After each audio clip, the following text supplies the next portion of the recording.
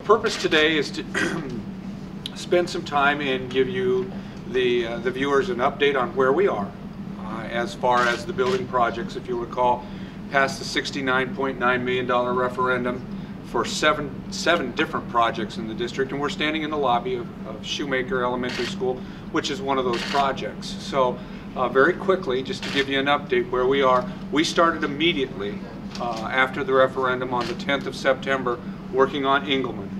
Engelman Elementary is going to receive an 8-classroom addition, and we have the concrete pad poured, the footings are there. They'll begin to start, and even have started doing a little bit of the block work, and our hope is that we have that block work done and a roof on it by the end of this school year or early into the summer, because that's scheduled to be opened in August of this year. So we'll be into Engelman for the next school year. In this building, it has a multitude of different projects that are tied to it, but we're going to add classrooms onto the north side of this building, and that work has already begun. We have the pad ready for the footings to go in there, and like Engelman, it is our hope that we'll be able to have the block work and the roof on that piece and occupy those classroom additions here at Shoemaker next fall. Now, there are some other pieces to this project, and I'll let Dan Petch or Mr. Wolf, the principal, talk you through some of those, but basically that's where we are there. The work on the next two projects that we're tackling will be a new star, and the new star will be built on what we call our Adams Street property at the corner of Stolly Park and Adams Street. Those plans for that and a considerable amount of work to be done at Barr Middle School, we hope to have all of those plans and the site plans taken care of within the next 90 to 110 days, somewhere in there, and we plan to begin work on those sometime during the course of the summer. A lot of that is dependent upon weather and a number of those kinds of things, but that's kind of where we are initially. Now, what I will tell you and what I want to share with the viewers is that if you go to the Grand Island webpage, www.gips.org,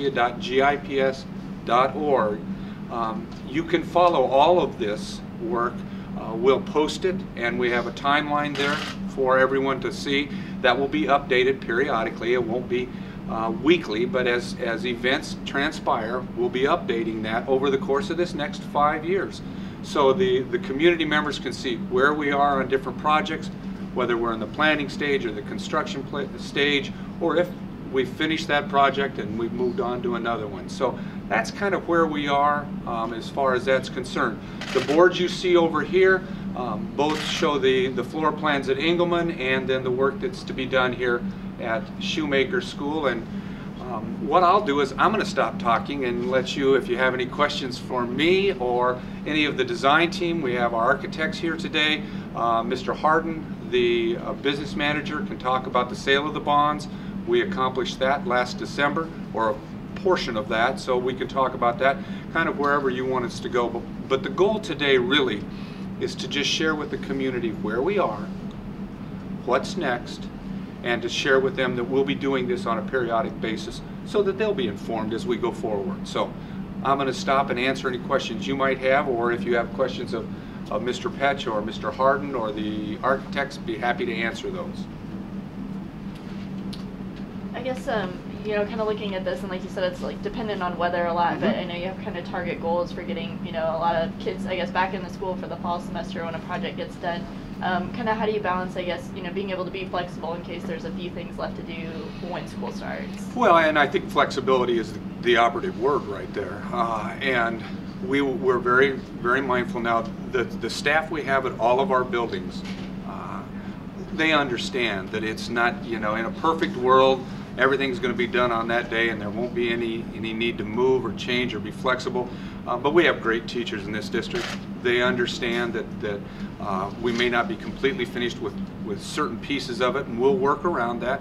But our goal is to disrupt class as little as possible, but understanding that some of the projects like this one, we're going to be doing a fair amount of work inside the existing building in this envelope, and so it will require us to have to be flexible, and we may come in different doors or go out different doors or all of those kinds of things as we work our way through. Obviously, it seems like everything to this point is on schedule, but this is a huge project, huge bond issue when it happened. Did you think that things at this point would be looking as smooth as what they have been to this point? Well, I'm an optimist, so of course I did. We've been fortunate. The Winters helped us, and our bids have come in where we had hoped they would. So that's always positive. And then we have good contractors that have started to work on this that we have great faith in. And so all of those things, when you put all of that together with the architects that are, our architects are working lots and lots of hours to help us get this accomplished in the 5-year time frame. So everybody's working really hard, and everybody committed to that when we came on board with this. So to date, yeah, I'm very pleased.